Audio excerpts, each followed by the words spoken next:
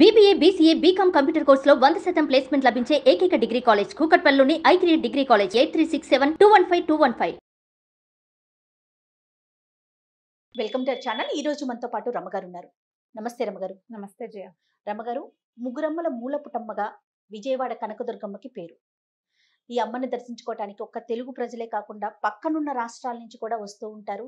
అలానే మాలధారణ కూడా స్వీకరిస్తారు భవానీ మాలలుగా. అమ్మవారి చరిత్ర ఒకసారి మాట్లాడుకుందాం రమగారు. తప్పకుండా జయ. అమ్మవారి పుట్టుక, ఆవిడకి అంత ప్రత్యేకమైన స్థానం రావటానికి గల కారణం. అయితే మనకి తెలుగు రాష్ట్రాల్లో శక్తిపీఠాలు ఉన్నాయి, కానీ శక్తిపీఠాలకి మించిన గొప్పతనం కనకదుర్గమ్మ వారికి ఉంది. సాధారణ మనకు ఉన్నాయి కదా, ఇప్పుడు ఆలంపూర్లో జోగులాంబ ఉంది, తర్వాత ఏమో మన పిఠాపురంలో పురుహూతికాదేవి ఉంది, తర్వాత మాణిక్యాంబని, శ్రీశైలంలో భ్రమరాంబికని, వీళ్ళందరినీ కంటే కూడా కనకదుర్గ విపరీతమైన ప్రాచుర్యంలోకి వచ్చింది. ఎందుకంటే ఇది ఈ దేవాలయం మనం ఏదైతే చెప్పుకుంటున్నామో ఇవాల్టిది కాదు, కృతయుగం నాడు అమ్మవారు వెలిసిన దేవాలయం. ఇప్పుడు మనం చూస్తున్న రూపంలో కాకుండా ఆమె సహజ స్వరూపంలో, అంటే దుర్గమ స్వరూపంతో ఇక్కడ వెలిసారట. ఇది కృతయుగంలో ఎప్పుడు చెప్పుకుంటాం, ఎప్పటి సంగతి అంటే ఇది మహిషాసుర మర్దిని కథ మనం వింటూ ఉంటాం. విజయదశమి నాడు అమ్మవారు మహిషాసుర మర్దినిగా అవతరించిందని. ఆ కాలంలో దుర్గమాసురుడు అనే ఒక రాక్షసుడిని వధించడానికి అమ్మవారు ఈ రూపాన్ని తీసుకున్నారు. ఆమె 18 చేతులతోటి అతన్ని వధించి తర్వాత మహిషాసుర మర్దనం కూడా చేసిన తర్వాత ఆ భయంకరమైనటువంటి రౌద్ర స్వరూపాన్ని దేవతలందరూ దర్శించారు. ఆ తర్వాత ఆమె వాళ్ళని సంతోషపెట్టడానికి రాజరాజేశ్వరిగా అవతరించిందట. అయితే దేవతలందరూ ఏం అడిగారంటే, ఈ ప్రత్యేకమైన రూపం ఉంది కదా, అది కూడా ఆ రూపాన్ని కూడా మేము ఎల్లప్పుడూ దర్శించేలాగా మాకు అనుగ్రహించమ్మా అని అడిగారట. అడిగితే ఆమె ఏమందంటే, ఇంత స్వరూపాన్ని, ఇలాంటి ఉగ్రతని తట్టుకోగలిగే వాళ్ళు ఎవరైనా ఉన్నారా భూలోకంలో? భూమి మీద అవతరిస్తే దేవతలు, మునులు, ఋషులతో పాటు మానవులు కూడా దర్శిస్తారని దేవతల ఉద్దేశం. ఇంత రూపాన్ని ఎవరైనా భరించగలరా, ఇంత ఉగ్ర స్వరూపాన్ని అని అడిగితే అప్పుడు ఏమన్నారట బ్రహ్మాది దేవతలు. అప్పట్లో ఇంద్రకీలుడు అనే ఒక గంధర్వుడు అమ్మవారిని కోసం తపస్సు చేశాడట. ఆయన ఏమడిగాడంటే, నా గర్భస్థవై ఉండు నువ్వు అని అడిగాట. తన గర్భంలో అమ్మవారిని ధరించాలన్న కోరిక. అప్పుడు ఆమె ఏమన్నారంటే, ఇతన్ని ఒప్పుకోలేదట. నన్ను గర్భంలో ధరించడం అంటే సాధారణమైన విషయం కాదు, నీ వల్ల కాదంటే తర్వాత కల్పాంతంలో ఎప్పుడైనా అవకాశం ఇస్తాను నీకు, నువ్వు ఇంత తపస్సు చేసావు కాబట్టి అని చెప్పారు. ఆ ఇంద్రకీలుడు ఒక పర్వతంగా మారి అమ్మ తనని ఎప్పుడు అనుగ్రహిస్తుందో అని వేచి ఉన్నాడు. అతను ఎలాగో కోరుకున్నాడు కాబట్టి అతను పర్వతము, నిన్ను భరించగలిగే అవకాశం ఉంది, ఎంతో కాలంగా అతను వేచి ఉన్నాడు, అతని గర్భాన ఉదయించు ఇదే రూపంతో, మేము నిన్ను ఈ రూపంతో కూడా ఎప్పుడు కొలుస్తూనే ఉంటామని దేవతలు, బ్రహ్మాదేవతలందరూ అడిగారు. అప్పుడు ఆమె ఈ ఇంద్రకీలము అనే పర్వతం యొక్క గర్భం నుంచి ఉద్భవించిందట, మహోగ్ర రూపంతో. ఆ ఉగ్ర రూపం ఇట్లా కొండ మీద దిగేసరికల్లా లోపల నుంచి ఇట్లా వచ్చిందనమాట బయటికి. గర్భంలోంచి ఉదయించటమే అది. నీకు కొండ పైన కొసన లేదు, దేవాలయం ఉండదండి, మధ్యలో ఉన్నట్టు ఉంటుంది. ఈ వచ్చేసరికల్లా ఈ అమ్మవారికి కుడి ఎడమ కళ్ళు ఏంటంటే, కుడి కన్ను అగ్నినేత్రం అట, ఎడమ కన్ను ప్రశాంత నేత్రం, అంటే సూర్యచంద్రుడు. సూర్యచంద్రులే అమ్మవారి నేత్రాలు అని చెప్తాం కదా. ఈ కుడి కన్నులోంచి వచ్చిన జ్వాలలకి ఆ కుడివైపు ఉన్న కొండ భాగం అంతా పగిలి మండిపోవటం మొదలుపెట్టింది. ఎంత మంట వచ్చేసి ఉంటుంది. వచ్చేసరికల్లా అమ్మవారి దశ రూపాలలో ఒకటైన మంగళగౌరీదేవి ఆ క్షణంలోనే అక్కడికి ఉద్భవించి ఆ క్షణంలో ప్రత్యక్షమయ్యి ఆ మంటని ఆపి దాన్ని ఏం చేసినట్టు, ఆ శకలం ఏ కొండ ముక్క అయితే విరిగిందో దాన్ని తన పాదంతో అణిచి కొంచెం దూరంగా పెట్టారట. అదే మంగళగిరి అని చెప్పుకుంటాం. ఇప్పుడు మనం మంగళగిరి అని చెప్పుకునేది ఇంద్రకీలాద్రిలోని ఒక మొక్కేనని చెప్తారు. ఆ కొండ మీదే ఆ ఉగ్రత తాలూకు రూపమే జ్వాలా నరసింహస్వామిని, ఆయన శాంతింపజేయడానికి పానకం అర్పిస్తారని చెప్పుకుంటాం. మనకి మంగళగిరి దానికి ఒక ప్రత్యేకమైన స్థానం ఉంది. ఈ ఇప్పుడు కృతయుగంలో జరిగిన కథ కదా, అప్పుడు ఇలా జరిగిందని చెప్పబడింది. ఒక పుస్తకంలో ఈ కథ ఉందన్నమాట, ఇట్లా ఒక పురాణంలో చెప్పబడింది. అయితే ఈ మంగళగౌరీదేవి కూడా అక్కడ ఉద్భవించడం వల్ల ఈవిడ ఇలా భయంకరమైన రూపంతో ఉంది. అప్పుడు బలులు అవి సమర్పించేవారు. అమ్మవారి ఉగ్రతని అలాగే పెంచి అట్లా ఉంచారు. ఇది కృతయుగంలో జరిగింది. దేవతలు అందరూ పూజించేవారు. త్రేతాయుగంలో ఏం జరిగింది అనే దాని మీద మనకు పెద్దగా దాని మీద కథాంశాలు ఏం కనపడవు. అయితే తర్వాత యుగమైనటువంటి ద్వాపర యుగంలో ఈ పాండవులు రాజ్యభ్రష్టులు అయిపోయిన తర్వాత, అయితే పాండవుల్ని వాళ్ళకి ఏమిటి సలహా అన్నిటికీ కృష్ణుడినే కదా అడుగుతారు. అవును. అయితే ఈ కృష్ణుడిని సలహా అడిగారు, ఏం చేయమంటావు ఈ విపత్కర పరిస్థితి నుంచి బయటపడడానికి మమ్మల్ని ఏం చేయమంటావంటే, ఎవరి దారిని వాళ్ళు బలాన్ని పెంచుకోవాలి. మీలో అత్యున్నత బలము అత్యున్నత ప్రత్యేకతలు కలిగిన వాడు అర్జునుడు. అర్జునుడు తపస్సు చేసి దివ్యాస్త్రాలని సాధించాలని కృష్ణుడు సెలవిచ్చాడు. ఆయన తపస్సు చేయటానికి అనువైన పర్వతంగా ఈ ఇంద్రకీలాద్రిని చెప్పారు. అర్జునుడు ఇక్కడికి వచ్చి ఇంద్రకీలాద్రి మీద ఎక్కడైతే మహోగ్ర రూపంతో అమ్మవారు కొలువై ఉందో ఆ పర్వతం మీదే తపస్సు చేశాడు. తపస్సు చేసేసరికల్లా అక్కడ తపస్సు ఈ విజయవాటిక అనే పేరు అందుకొచ్చిందనమాట. ఆయన అక్కడ తపస్సు చేయటం మొదలుపెట్టాడు. ఇతని తపస్సుకి మెచ్చిన పరమేశ్వరుడు ఈ అంబికా సమేతుడై అక్కడికి వచ్చాడు. వచ్చి ఏం చేశాడంటే ఈ అర్జునుడిని తన వైపు లాక్కోవటానికి, భగవంతునికి భక్తునికి ఉన్న దగ్గర సంబంధం ఏమిటి అనేది చూపించడానికి ఏం చేశారు, ఒక వరాహం రూపాన్ని వదిలిపెట్టారు. అర్జునుడు వరాహాన్ని చూశాడు, బాణం తీసి కొట్టబోయాడు. అదే సమయానికి ఒక కిరాతుల జంట అక్కడికి వచ్చింది. ఆ కిరాతుడు కూడా బాణం వేశాడట ఈ పంది మీద. మొదటి తగిలిన బాణం నాదంటే నాదని వీళ్ళిద్దరూ కొట్టుకున్నారు, కిరాతుడు అర్జునుడు. నేను వధించాను అంటాడు, ఈ బాణం నాది, మొదట నేను చూశానంటాడు కిరాతుడు. మొదట కొట్టిన బాణం నాదంటాడు అర్జునుడు. వీళ్ళిద్దరూ కలిసి యుద్ధం చేయబోయారు. కిరాతుడికి అర్జునుడికి కిరాతార్జునీయం అని కథ చెప్పుకుంటాం. అయితే అప్పుడు ఈ యుద్ధంలో అర్జునుడి ప్రతిభకి మెచ్చిన పరమేశ్వరుడు కిరాత స్వరూపంలో వచ్చి అతన్ని అనుగ్రహించడానికి వచ్చి పాశుపతాస్త్రాన్ని ఇచ్చాడట. పాశుపతాస్త్రం సంధించాడు అర్జునుడు అని భారతంలో చాలా చోట్ల కనపడుతుంది. ఆ అస్త్రాన్ని ఈ ఇంద్రకీలాద్రి మీదే అర్జునుడు సాధించాడు. అర్జునుడి విజయానికి చిహ్నంగానే ఆ ప్రాంతాన్ని విజయవాటిక అనడం మొదలుపెట్టారు. అమ్మవారు అక్కడ కొలువయ్యే ఉంది. ఆ సమయంలో అర్జునుడు కూడా ఒక శివలింగ ప్రతిష్ఠ చేశాడట అక్కడ. అయితే ఈ అమ్మవారు ప్రాదుర్భవించిన సమయంలో బ్రహ్మదేవుడు ఒక శివలింగాన్ని ప్రతిష్ఠించాడని, ఆ బ్రహ్మ ప్రతిష్ఠించిన శివలింగం తర్వాత కాలంలో కనపడలేదని చెప్తారు. తర్వాత కాలం ఇంకా అంటే ఇది కూడా వెళ్ళిపోయిన తర్వాత, ద్వాపర యుగం వెళ్ళిపోయి కలియుగం ప్రారంభమైన తర్వాత మాధవర్మ అని ఒక రాజుగారు ఆ ప్రాంతాన్ని పరిపాలించేవాడట. అప్పటికి అమ్మవారు ఎలా ఉంది మనకు తెలిసి, మహిషాసుర మర్దిని రూపంతోటే ఉంది. దుర్గా అనేవారు ఆమెని. ఎందుకంటే ఈ మహాదుర్గమమైన ఈ కొండలోంచి పుట్టినందువల్ల ఆమెను దుర్గగా పిలిచేవారు. మనము కనకదుర్గ అని చెప్పుకుంటాం. ఈ కనకదుర్గ పేరు ఎందుకు వచ్చిందో ఈ మాధవర్మ గారి కథ వల్ల చెప్పుకోవాలి.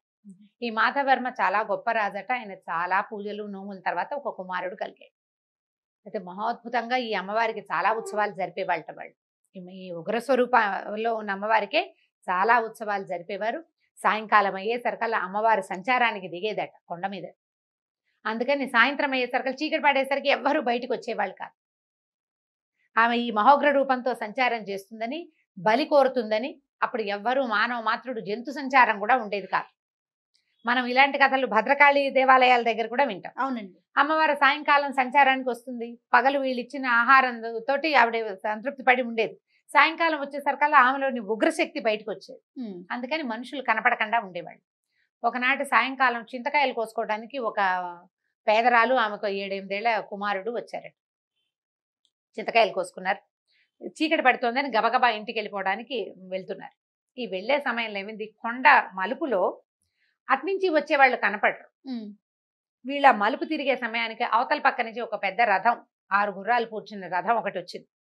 ఈ రథం స్పీడ్గా వచ్చి వీళ్ళిద్దరికీ తగిలింది. కానీ తల్లి ఇవతలుంది, పిల్లవాడు కొంచెం ఆటకాయతనంగా ముందు పరిగెడుతూ ఉంటారు కదా పిల్లలు. రథం కింద పడిపోయాడు పిల్లాడు కాస్త మరణించేసరికల్లా అమ్మాయి గోడుని ఏడుస్తూ నా పిల్లాడిని ఎవరో రథం తొక్కేసిందని ఈ పిల్లవాడి మృతదేహాన్ని భుజాన్ని వేసుకుని రాజుగారి సన్నిధికి వెళ్ళింది. అప్పుడు ఒక ధర్మగంటని గంట కొట్టేవారు. ఆ గంట ఎవరు కొట్టినా, ఏ సమయంలో గంట కొట్టినా రాజు వచ్చి వాళ్ళకి తీర్పు చెప్పేవాడు. సూర్యోదయం అయ్యేసరికల్లా ఈ రథం నడిపిన వాడెవడో వాడికి మరణశిక్ష విధిస్తున్నానని చెప్పాడు రాజుగారు.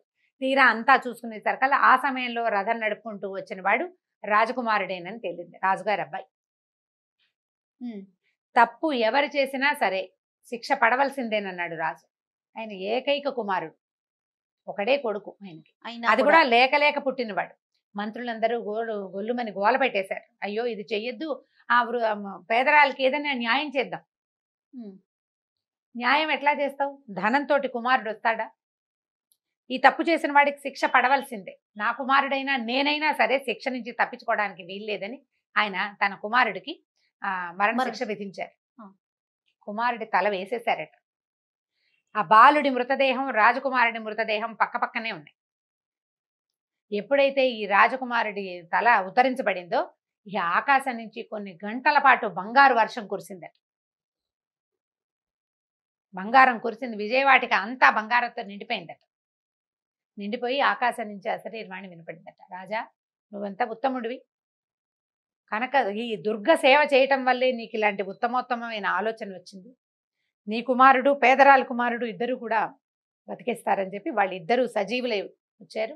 ఆ బంగారం కురిపించిన అమ్మవారిని ఆ రోజు నుంచి కనకదుర్గ అని పిలవడం మొదలుపెట్టారు. కనకం కురిసింది, బంగారం కురిసింది కాబట్టి ఆమె వల్లే ఈ కనకదుర్గ అని పిలిచేవాళ్ళు. కానీ అమ్మవారు దుర్గమమైన స్వరూపంతో ఉండేది, భయం వేసేది చూడ్డానికి. తర్వాత కాలంలో మన ఆదిశంకరులు సంచారం చేస్తూ, అంటే అద్వైత మతాన్ని ప్రబోధించినటువంటి ఆదిశంకరాచార్యులు మొత్తం ప్రపంచం అంతా చుట్టారంటే భూమి అంతా ప్రదక్షిణ చేశారు, అంతార్లు తిరిగారని చెప్తారు కదా. ఆయన ఆ క్రమంలో వస్తూ ఈ విజయవాటికి వచ్చారు. వచ్చి ఈ మహోగ్ర రూపిణి అయిన అమ్మవారిని సాత్విక మూర్తిగా చేశారు. శ్రీచక్ర స్థాపన చేశారని, శాంతి యంత్రాన్ని స్థాపించారని చెప్తారు. స్థాపించి అమ్మవారి కళని, ఆ ఉగ్ర కళని తగ్గించి ఇప్పుడు మనం చూస్తున్న సౌమ్యమూర్తి నవ్వుతున్నటువంటి కనకదుర్గ రూపాన్ని ఆ శంకరులే స్వయంగా తయారు చేయించి పెట్టారట. ఈ అమ్మవారికే ఒక చిన్న నవ్వు మన మొహంలో చూస్తే నీకోసమే నేనున్నాననిపించే భావన కలిగిస్తుంది. చక్కటి చిన్న శాంతమైన ముఖము, నవ్వు, చక్కని కళ్ళు, రూపుదిద్దినట్టుగా పసుపు చందనంతో ఈ రూపాన్ని ఆదిశంకరులే స్వయంగా రూపొందించారు. అప్పటి నుంచి అంతకు ముందు చేసే బలులు అవి మాన్పించి సమయాచారం ఏర్పరిచారు. ఇక్కడంటే పూర్తిగా సాత్వికమైన ఆహారం ఇవ్వడం, సాత్వికమైన నివేదనలు, సాత్వికమైన పూజ, సమయాచారమే ఇక్కడ ఏర్పరిచారు. అంతకుముందు వేరే ఆచారం పద్ధతి ఉండేది, అమ్మవారికి బలులు సమర్పించేవాడు. అప్పటి నుంచి మానేశారు. శంకరులు ఎప్పుడైతే శాంతి యంత్ర స్థాపన చేసి శ్రీచక్రాన్ని ప్రతిష్ఠించారో అమ్మవారు ఉగ్ర రూపాన్ని తగ్గించుకుంది. ఎందుకంటే ఆ ఉగ్రతని తట్టుకోగలిగే అవకాశం, అంత శక్తి మానవులకి లేదు. సాత్విక రూప ధ్యానం వల్ల మనుషులలో సాత్వికత పెంపొందుతుంది. ఆ భావనతోటి శంకరులు మహానుభావులు అసలు ఒక్కసారి తలుచుకుంటే మన జన్మ ధన్యమైపోతుంది. వారి వల్లే ఇప్పుడు మనం చూస్తున్నటువంటి ఆ చక్కని సౌందర్యవంతమైన మహాద్భుతమైన కనకదుర్గా రూపం ఏర్పడింది. వారే చేశారు అది. ఆ తర్వాత నుంచి మనం సాత్విక పూజా విధానమే సమయాచారంతో అమ్మవారిని అర్చిస్తున్నారు. ఈ మంగళగౌరి దేవి వల్లే మొదట ఏర్పడిన అగ్నికీలలు తగ్గినాయి కాబట్టి ఆమె ప్రీత్యర్థం పసుపు కుంకుమలతోటి అమ్మవారిని అర్చించడం, అపరిమితమైన కుంకుమార్చన జరుగుతుంది ఇక్కడ. అవునండి. అమ్మవారికి ఏదైనా సమర్పణ అనగానే రాసులు పోసి కుంకుమ అర్పించడం, ఎరుపు సమర్పించే విధానం. మెట్టు పూజ కూడా చేస్తారు. మెట్టు పూజ ప్రతి చోట ఉన్నదే, ఇక్కడ కూడా మెట్టు పూజ చేసుకోవటము, మెట్ల పూజ చేయటము, అమ్మవారి ప్రీత్యర్థం ఏదైనా చేయటం, ఎలా కుదిరితే అట్లా చేసుకోవటం, కుంకుమ సమర్పించడం, కుంకుమార్చన చేసుకోవటము, గాజులు సమర్పించడం. పూర్తిగా అంటే సువాసిని పూజకి సమర్పించే అన్ని రకాల ద్రవ్యాలని, సువాసిని ద్రవ్యాలని అమ్మవారికి సమర్పించటం. రకరకాల ఒక 40 సంవత్సరాల క్రితం భవానీ దీక్షలను కూడా మొదలు పెట్టుకున్నాను. ఇక్కడ 40 ఏళ్ళు అయింది అనుకుంటున్నాను నేను. నాకు జ్ఞాపకం ఉండి 80లో స్టార్ట్ చేశారని గుర్తు నాకు. ఇంచుమించుగా 80కి దగ్గరలోనే. ఇప్పుడు ఇన్ని సంవత్సరాల నుంచి ఎంతమంది భవానీలో ఉంటారండి, కాలినడకన వస్తూ ఉంటారు అమ్మవారి దర్శనం. స్త్రీలు కూడా భవానీ దీక్ష తీసుకోవచ్చు అన్నారు ఆ మధ్య. పెద్దవారు వయసు అంటే వృద్ధులైన స్త్రీలు, చిన్నపిల్లలకి కూడా భవానీ దీక్ష ఇవ్వచ్చు. భవానీ మాలలు ధరిస్తారు భవానీలు. తర్వాత ఏమో నిత్యము మనలాగా సాధారణంగా వెళ్లే భక్తులతోటి నిత్యము కోలాహలంగా, నిత్యము కుంకుమార్చనతోటి, ఎప్పుడూ కుంకుమ ధూసర శోభితంగానే ఉంటుంది అమ్మవారు. ఆ పసుపు చందనం కలిసిన అపురూపమైన రూపం ఈ కుంకుమార్చన. దానివల్లే విజయవాడలో ఎటువంటి పరిస్థితులున్నా ప్రశాంతత ఉండడానికి అమ్మవారే అక్షరాల కారణం.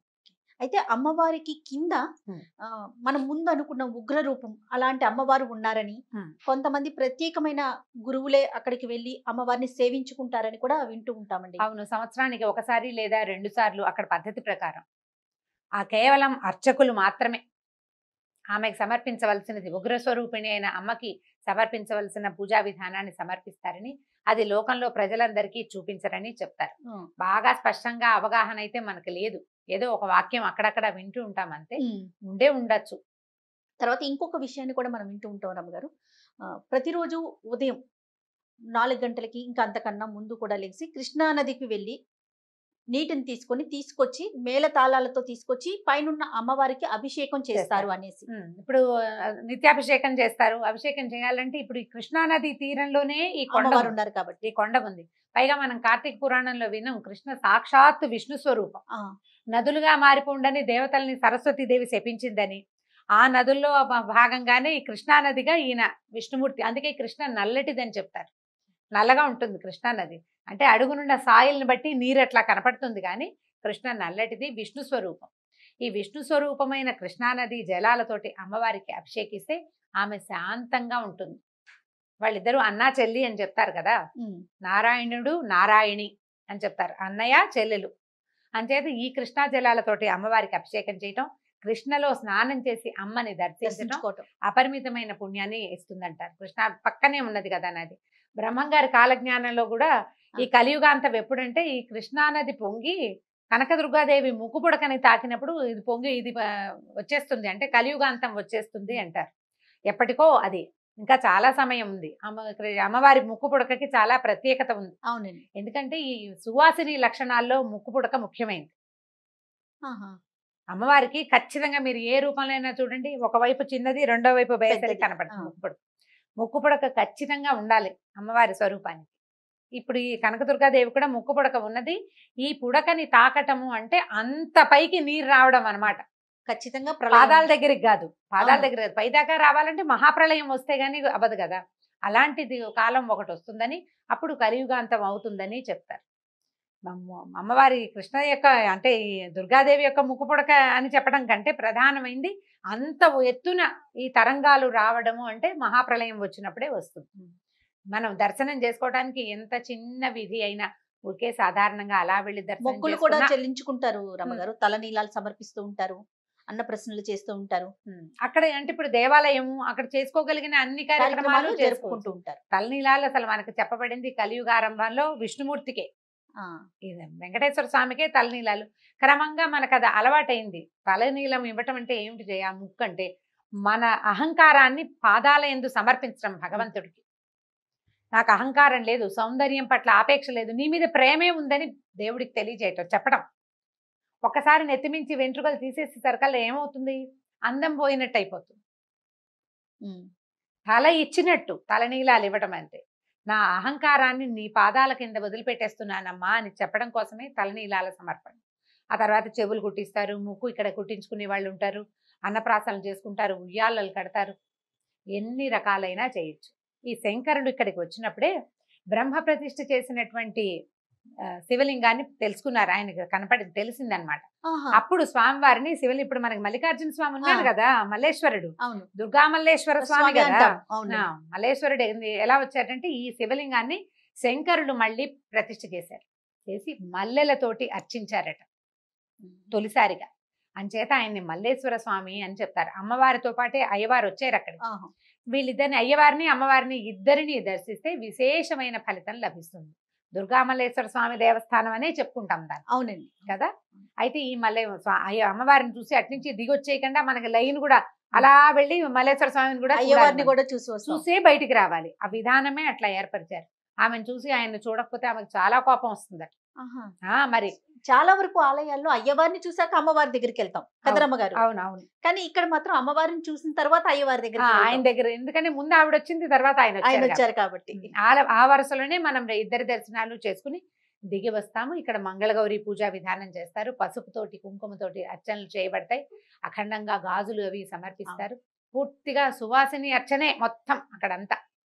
మనం దర్శించగలిగిన వాడికి కొంగు బంగారమే, ఏమైనా రకరకాల మొక్కులు మొక్కుకుంటాం.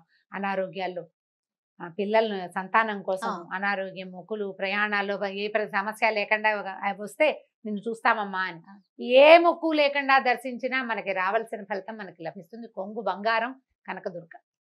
ఉగ్ర రూపం నుంచి చిరుమందహాసంతో చాలా శాంతి స్వరూపంగా కనిపిస్తూ అమ్మవారి భక్తులకి దర్శనమిస్తూ ఉంటారు. అవును. సో దర్శించనీయదగ్గ ప్రదేశాల్లో విజయవాడ కనకదుర్గమ్మ చాలా ఆలయం మంది ఒకటి. బ్రేక్ దర్శనం కూడా చేసుకుంటారు. బ్రేక్ ప్రయాణం చేస్తారు. విజయవాడ దాకా వచ్చారనుకో, అక్కడి నుంచి బ్రేక్ జర్నీ వచ్చి దుర్గ గుడిని దర్శించి మనం అమ్మవారిని చూసి కనకదుర్గాదేవి ఆలయం సింపుల్ గా దుర్గ గుడి అనుకుంటాం అంటాం. ఆత్మీయంగా. ఆ, ఇది మనదని చెప్పుకునేందుకోసం అన్నమాట. దుర్గ గుడి అంటే ఎంత సింపుల్ గా ఉంది మా నిల్లు అది. అని చెప్పినంత ప్రేమగా చెప్పుకోగలిగే స్థానం అన్నమాట.